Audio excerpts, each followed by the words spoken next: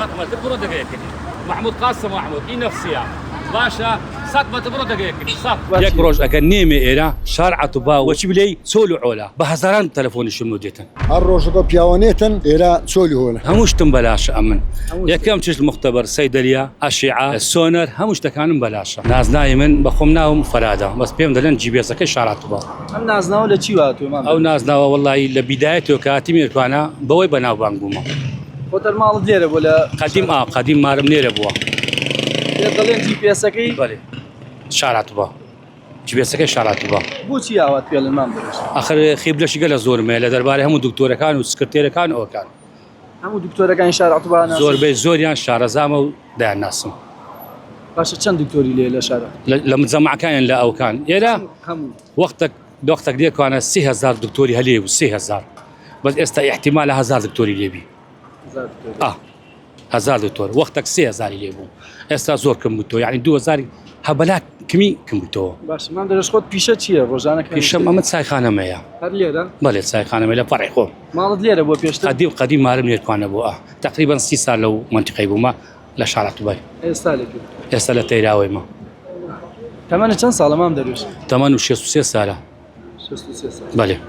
روزانه چند کس دیت لاد پرسیار ليه قال فلان دكتور ناو نشاني فلان روزانه روشوي 150 200 نفر بس دينا كلام پرسیار ليه بسيارة من لكن بسيارة مش شان جواب دموه چی پرسیار ليه مثلا فلان دكتور عنده ولا فلان زي فلان اويا اقلنا برو بناي من بروكني تسد بيوست بيبلي هاو كاريش هم عندكم او كيف بيوست بي هاو كاري كان لقى عندكم من شخص كيف مثلا فقير اويا تتام تلفون دكتور كان فلان دكتور بله او كابرا دستي كرتا او شخص دستي كرتا يشكلوا زي بس دكاتره فارش يور ناقريتو دكتور هي زور بياوانه يا سندي بلي بياوان دكتور هي عندك دكتور هي زور بزميره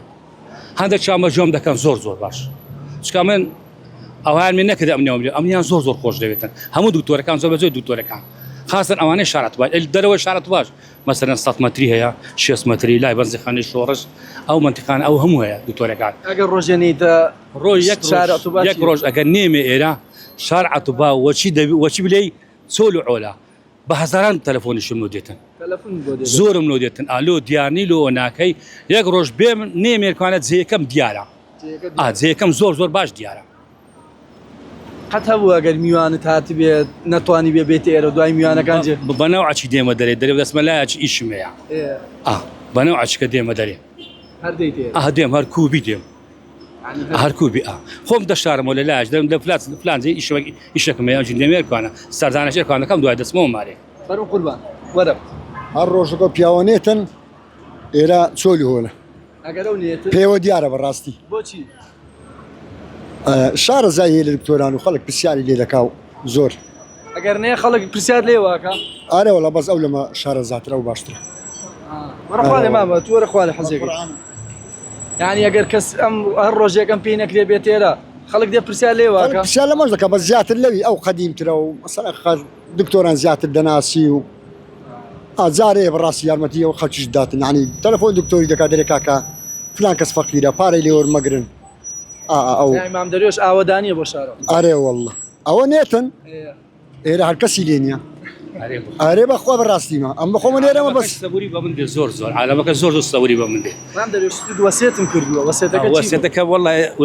وسيتك شم اويا هركاتك مردم سياسه دار بس بفرع مدابين بوچی والله او مرخ او كرديا